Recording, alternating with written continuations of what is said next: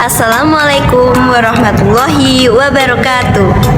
Halo anak-anak, bagaimana kabar kalian pada pagi hari ini? Semoga kalian tetap dalam keadaan sehat dan dalam perlindungan Allah Subhanahu wa taala. Anak-anak, sebelum kita memulai pembelajaran pada pagi hari ini, marilah kita berdoa bersama terlebih dahulu. Berdoa mulai. Bismillahirrahmanirrahim. Rabbi zidni ilma warzuqni fahma. Amin. Nah anak-anak, tahukah kalian kita hari ini akan mempelajari bab berapa? Ya, benar sekali. Kita hari ini akan mempelajari bab 8 tentang alamku dan bab 9 teladanku. Nah anak-anak, tahukah kalian semua yang berada di lingkungan kita termasuk tumbuhan, hewan, manusia maupun benda-benda mati lain itu merupakan lingkungan yang diciptakan oleh Allah. Jadi Allah menciptakan lingkungan seperti binatang, tumbuhan itu untuk dikelola oleh manusia sebagai khalifah di muka bumi. Maka tugas kita sebagai manusia ataupun khalifah di muka bumi yaitu menjaganya dan merawatnya. Anak-anak, tahukah kalian binatang merupakan salah satu ciptaan Allah Subhanahu wa taala yang ada di sekitar kita. Binatang sendiri hampir sama dengan manusia. Ia memiliki otak namun tidak memiliki akal selayaknya manusia. Anak-anak, binatang itu juga memiliki rasa iba, rasa kasih sayang sesama dengan binatang lainnya. Nah anak-anak, ada beberapa hal yang perlu kita perhatikan saat kita berinteraksi dengan hewan. Yang pertama, tidak membebani mereka dengan sesuatu yang di luar kemampuan mereka. Yang kedua, tidak menempatkan binatang dengan binatang lainnya yang berbahaya keselamatan untuk hewan tersebut. Yang ketiga, menyembelih mereka harus sesuai dengan syariat Islam. Yang keempat, dilarang menguliti dan mematahkan tulang mereka sehingga mereka menjadi dingin dan mati. Yang kelima, tidak boleh menyembelih anak-anaknya di depan penglihatan binatang tersebut karena seperti manusia, binatang juga memiliki rasa iba dan kasih sayang. Yang keenam, membuatkan mereka tempat yang nyaman sebagai tempat tinggal mereka. Yang ketujuh, tidak boleh merampas hasil buruannya.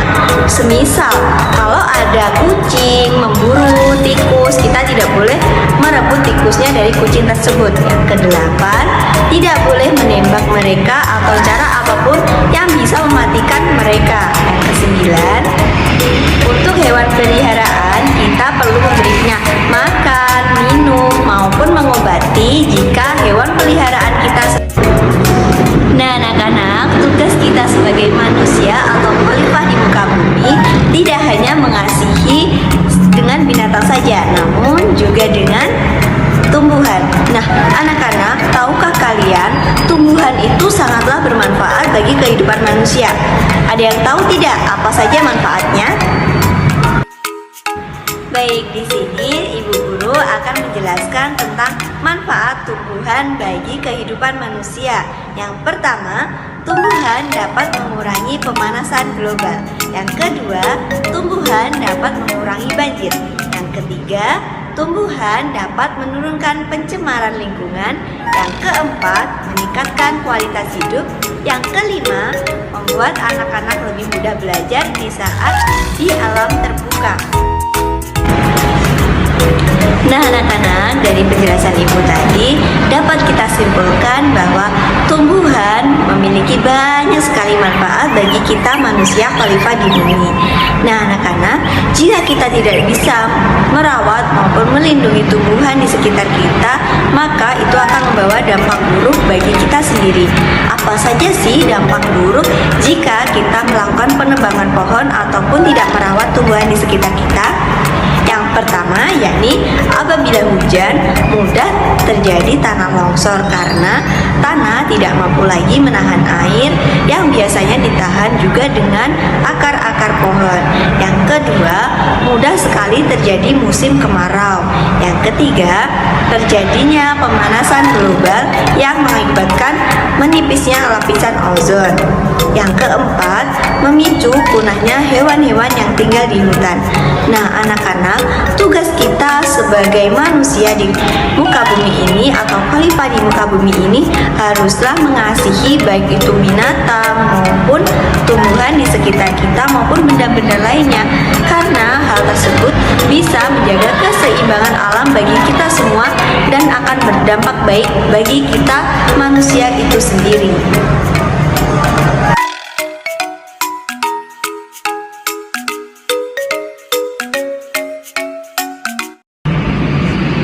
Anak-anak, tahukah kalian bagaimana kisah Nabi Ayub? Adakah di antara kalian yang sudah tahu?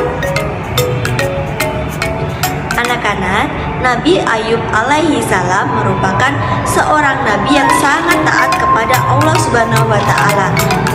Nabi Ayub sendiri mendapat pujian atas ketaatannya kepada Allah Subhanahu wa taala.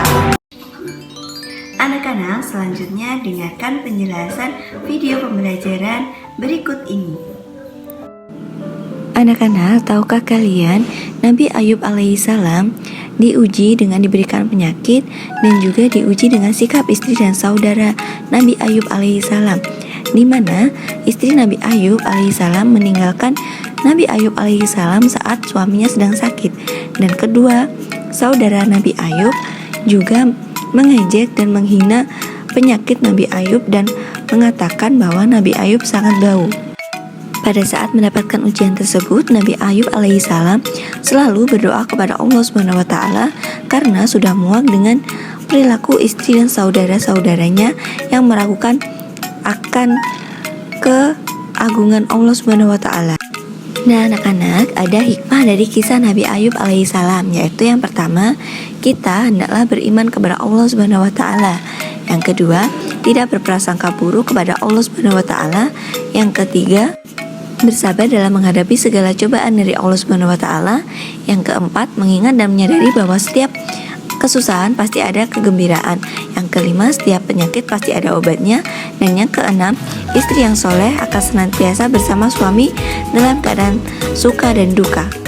Nah, anak-anak, dapat juga diambil kesimpulan 3 macam kesabaran yang dilakukan manusia, yakni yang pertama, sabar dalam menghadapi musibah. Yang kedua, sabar dalam mematuhi perintah Allah Subhanahu wa taala. Yang ketiga, sabar meninggalkan perbuatan maksiat.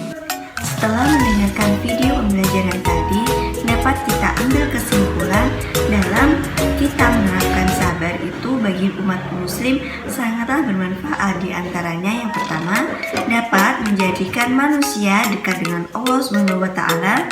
Yang kedua, dapat memperoleh berita yang menyenangkan.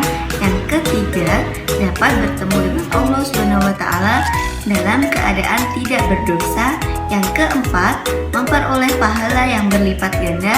Dan yang terakhir, yang kelima, dapat memperoleh kesuksesan dunia dan akhirat.